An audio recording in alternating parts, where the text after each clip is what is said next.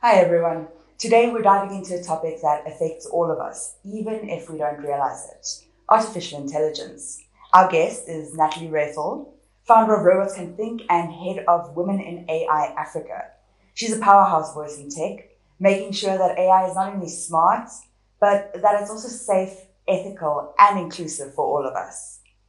From the filters we use to the data we share, AI is shaping our lives in powerful ways. But are we truly aware of how our information is being used or misused? And how can we protect ourselves in a world that's becoming increasingly digital day by day? Natalie, thank you so much for joining us. Let's get into it. Thank you for having me. So AI is everywhere, from recommendations, filters, job screenings, in our cars, our phones now. So for young people who might not fully understand what we're talking about when we talk about AI, maybe just shed some light. What is AI actually? And how do we see it at work in our daily lives? It's twofold, and it's a very interesting question and a very difficult one to answer. But if I have to explain it to a youngster, 7-year-old, AI is literally a game that consumes your world.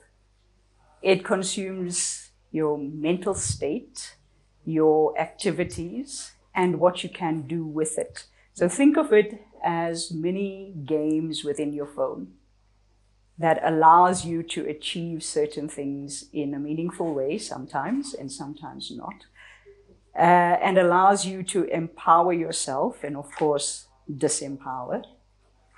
And I think that's what I would leave people with. It's mini games, multiple of them, thousands of them, in everything, like you mentioned, in every industry, from arts and culture all the way into financial services and the roles that we play. When we think about AI, we often go immediately to certain services like ChatGPT. We think about the chat box, but AI is much bigger than that, isn't it? It's much more ingrained, it's much deeper. Yes. So think of everything you can physically do with your hands. And if you can do it, it means AI can do it. It's either physical, where it's a physical robot prepping a car at a manufacturing center, which you then consume. Or it's embedded within digital spaces like your phone, your laptop, and so forth. So one you can see and one you can't see. So you've been a champion for ethical AI. What does ethical AI actually mean, and why is it so important, especially now for Africa and for Africa's youth? That's also a tough one. There's always tough questions Always. with AI. Ethical AI, so that we are more empowered and our decision making and our culture globally is included in the mechanisms of AI, either physical, the ones we can see, as in robots, or the ones that are hidden and embedded within our digital spaces, phones, social media, arts and culture, manufacturing. I mean, think of every industry. Why ethical AI? So that we also are aware that digital can disempower. If you look at the wars that's happening in the world and the technology used and AI used to empower certain spaces around the continent and disempower certain cultures and people within the continent. Also bringing in equity. We do not want AI to create the greatest divide where many are marginalized and the powers that be are in control. So the disparity line needs to be equal. And then inclusivity from an ethical point of view. And we spoke earlier and I mentioned, what is the point of having half a canvas painted that depicts half a population globally and totally excludes and eliminates the other half of the population, thereby creating the greatest divide of empowerment and disempowerment? maybe you can paint me a picture practically. What does ethical AI, what could that look like? And what does it look like when we get it wrong? I think the most common, especially for younger generation, is if you're using your phone to unlock certain aspects of your device, or just to unlock it so you can utilize it. If you have a twin or someone looks familiar or similar to you, they can literally use that device or your device and unlock it. Also, your facial makeup is not, it's excluded from images that have been trained to bring you facial recognition. So think about, there's no ethics, there's no inclusivity. Your device will only recognize a certain lot of people. Mm-hmm. If you look at Google searches right now and you search for an image of someone in Namibia who is from the Dama tribe, it'll be very difficult because Google doesn't understand it. Or Yoruba, the language. Can you translate from English to Yoruba? Now, if the AI doesn't understand our local languages or our facial structures and the difference between black and white, we are excluded. And our culture matters, our people matter, and our social economic pride matters as Africans. Let's go to the medical space. Everything in history has been trained on male medical experiences and issues. If you are a diabetic, you just get medication that was trained on someone else's data. And then you wonder, why doesn't it work for you? Why isn't it localized? Why doesn't it understand your makeup? And that's where ethics come into play. It's quite a big impact in the broader scheme of things. Now, a major concern that many people, young people, but I think everybody has, is data privacy. So how is our personal data being used and collected? And what risks do we face when we just click accept without reading those terms and conditions? I mean, who reads those terms and conditions? It's so lengthy and boring. It's like a bedtime story, right? So you just click accept and you're like, let me just Instagram or TikTok. Hope for the best. And yeah, hope for the best. As long as I get the likes and, the amplification on social media, we are then social celebs, right? But I think you point to the most important topic of AI in a space where we're not even aware that we are handing over our data. And I think I also want to answer, why do we want the data from an AI perspective? Why do people want data? And why do they make it so unaware that everyone is pumping in this data? I think also, just to answer a rhetoric question for the audience, would you hand over money blindly? No. Definitely not, right? You will think 3 times over. So let's go into the practical steps of how data is exploited and extracted. Right now, everyone's on social media. You can log in and then you have the survey that says, have you traveled to these countries? And everybody ticks, and you'll see all the high-ranking followers, celebs, social media, content creators. They would reshare it because now their audience is going to choose it. And then they come in subtly, the next one. Tell me something from only the year that you were born in knows. And then you submit it. And then they say, okay, what's your favorite color? Because blue means this. And, it gives you this ego boost. And now you complete it. So what do they have already? They have the year that you were born. They know the countries you were traveling to and the ones that you didn't travel to. And they know your favorite color. So why do they need the data? To repurpose advertisements and purchasing to you. They're literally selling your needs back to you. But let's go deeper. Facial recognition. Remember back in the day, or our digital devices just needed a PIN. Yes. Right? And then it moved to sort of like a stroke, whether it's a Z or an N or... To connect the dots. Yes, to connect the dots. And then they went with your thumbprint or your fingerprints, right? I hope you guys are following me.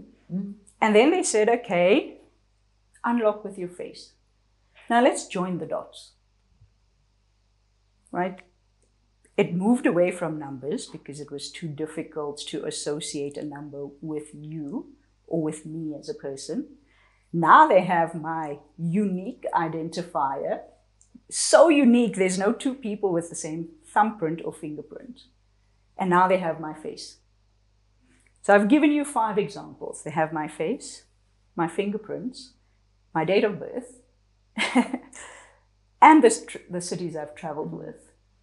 Now, if I am a data collector using AI, I am going to harness your data, aggregate it, and sell you back products. And I'm going to repeatedly do so. It's interesting. I attended a talk where somebody said, you think that platforms like Facebook, like social media are free, but you need to realize that if you're not paying for something, you're not the client, you are the product. I think even if you are paying for it, you are the product right now. I was sitting with the founder yesterday and he said, Natalie, never in my life have I had to pay for so many subscriptions. Canva, ChatGPT, and so forth. And it goes back to the point you made earlier about AI in our perception just being ChatGPT. Mm. And I probably eliminated some, real life examples.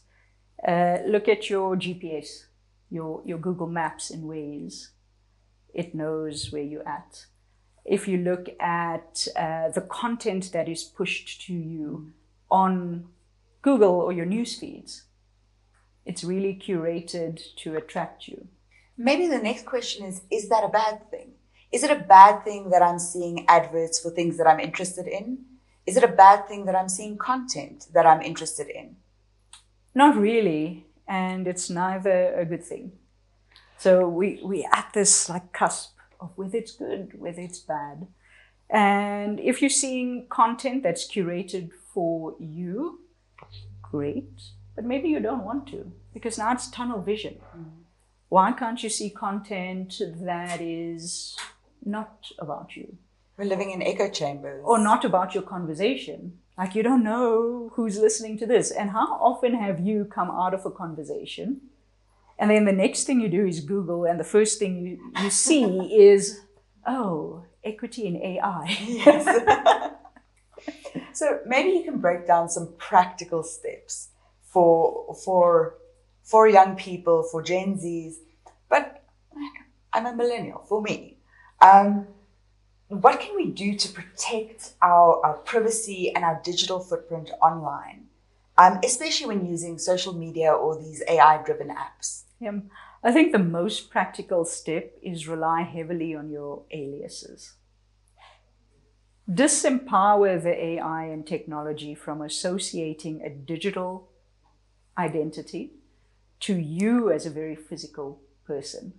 If you consider it right now, the only thing we have that identifies and differentiates me from you is our identity number or our passport number.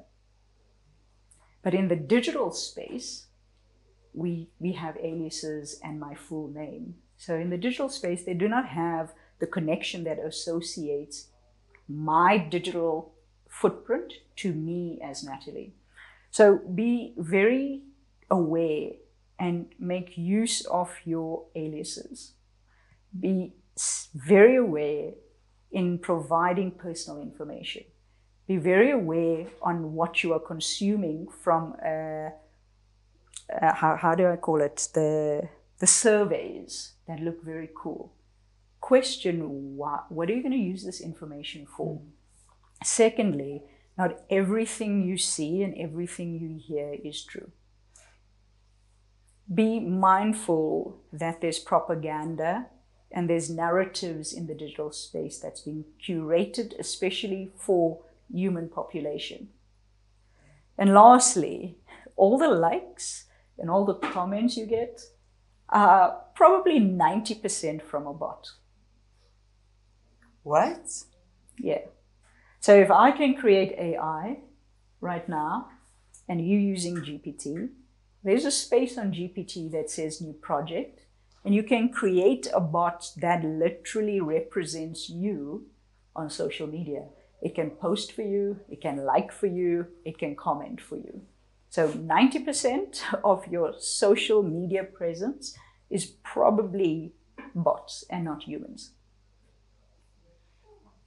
So we're talking about how AI is becoming more advanced. I mean, these are things that I didn't realize.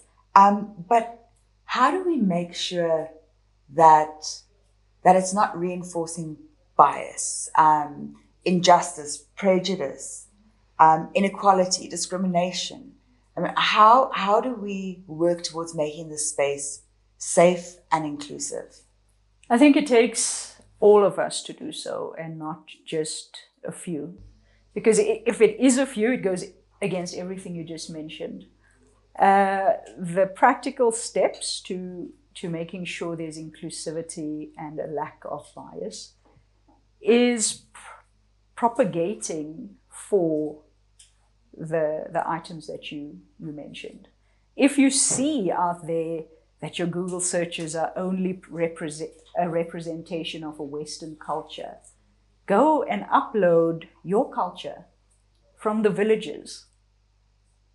Go and report it to Google. Google has a report section that says, I've searched for this, I actually got this, there needs to be X, Y, and Z included. And then lastly, be practical about your experimentation with AI. Use it. Get your data out there. Of course, tailored in a very secure manner. We're touching on inequality and representation. So you lead Women in AI Africa. Yes. Tell me a little bit about that, and tell me why it is important for women to be represented, especially African women, in this space, in this emerging space. The sole reason is to make sure that we have equilibrium. That Zulu in the next 2 years is still Zulu in the next 2 years. And that is not a forgotten language. Our cultures, our traditional medication is part and parcel of this era called AI. We do not want our Africans to be left behind or forgotten. We are a powerful nation, especially the females on the continent. We have the Western cultures coming in, extrapolating our data, going back into the medical spaces and selling us pills that we consume. We should be able to harness our data. From a female perspective, it's just to make sure that we also have a seat at the table, because your voice at the table, irrespective of the layers and hierarchy available to females, your voice at any level allows for equilibrium. It allows for equity, it allows for equality, it allows for the decrease of biases, and it's a great representation of inclusivity. Making sure that when you go to a bank, your credit score is actually equal to those of a male credit score. And that's the reason why Women in AI. We've spoken a lot about some of the challenges that we're facing in AI, but let's look at some of the opportunities.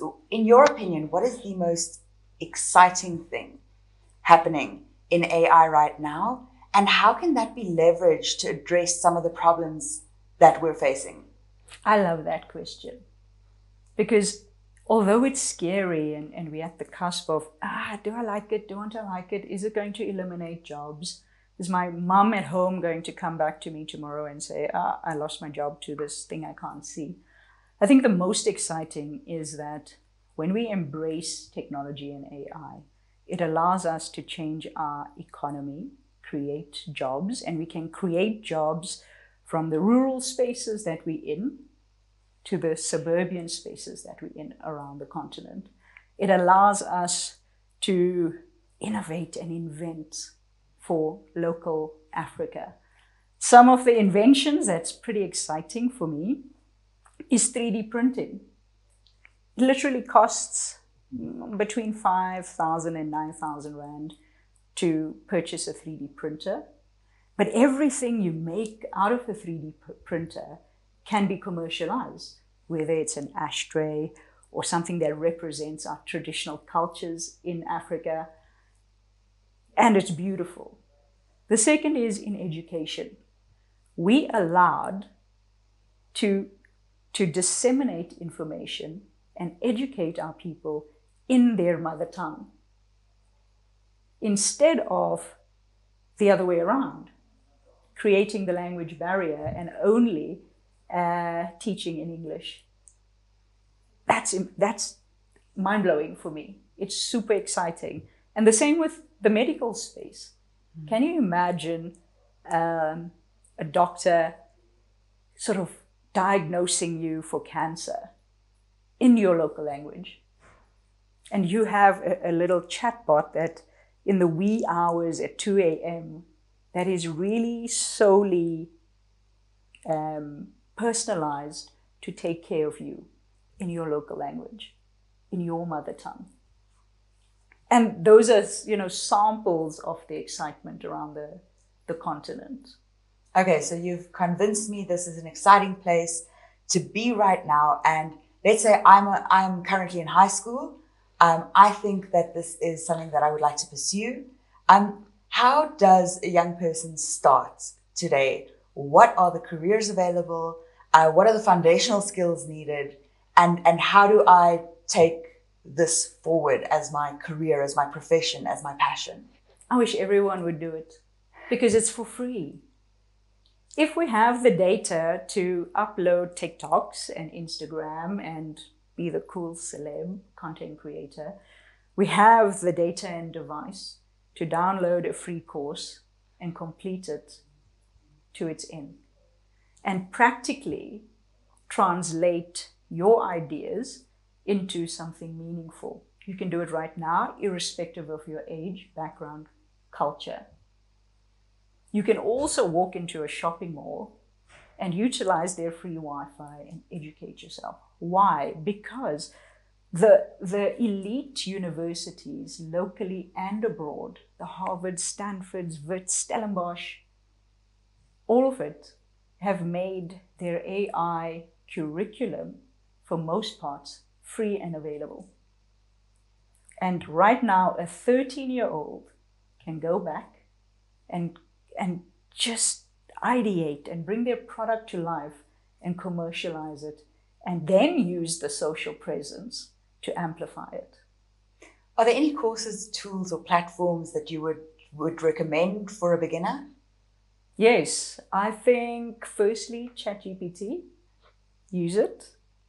Harvard X, it actually gives you Ivy League accreditation locally. And then all our local universities. What is your biggest hope, and also maybe tied to that, your biggest fear for the future generations when it comes to AI and to, I suppose now, life with AI, which is so embedded? I think I'm most excited about the opportunities, that it really gives us a privilege here in Africa to bring in that equilibrium, to just capitalize on the equity and the inclusivity, and to regenerate our economic systems. The fear I do have is more a psychological one, and we see it in our daily lives today.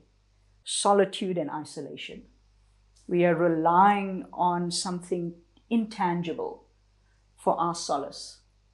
And we're creating more silos than community. And for me, that's the scariest part. Can we leverage AI? Can we leverage technology to fight that solitude? I don't think so. I think that's what it's enabling us to do. And I think I want to say that we need both. We can't only be fixated on the digital space and isolate the community spaces, the natural hugs and affection, and actually having a dialogue between two human beings. So please go out, have fun, and spend a little less time on your digital spaces. What is the one myth about AI that grinds you, that you wish people would just stop believing? It's going to take everybody's jobs. I mean, I've been in the industry for 2.5 decades, and every day someone would text me, even now, is AI going to take my job? And the answer is no, absolutely not. Why? Because human intelligence cannot be replicated. The human mind cannot be replicated. All AI is historic data used to train models to give you an outcome. So the spaces that will be eliminated from a job perspective utilizing AI are those spaces where it's monotonous and repetitive. I always say, my heart breaks when I see a human janitor. No one should do that. And that's an okay job to have it replaced. But as humanity, it's on us to make sure that our people, our population, have jobs that are meaningful to them. So maybe quickly, what are the jobs that AI is going to bring and has brought about? I was talking about a 3D printer. We need artisans to service them. I was talking about physical robots that walk and machinery that needs to be serviced. We need artisans for that. Your plumbers are not going to be replaced. So let's not create a world of fear. Let's create a world of excitement. Maybe just in closing, what is the one thing that you say you've been in the space for 2.5 decades? What is the one thing you wish you knew when you started? What is the one piece of advice you wish somebody had given you? That even with me coming from a government school education, from a small town in KwaZulu-Natal, Ladysmith, that I can be an innovator and inventor, that I do not have to work in corporate structures and climb a corporate ladder, that I can create a path instead of following the path. That's so powerful, Natalie. Thank you so much for your time. I really appreciate it. Thank you.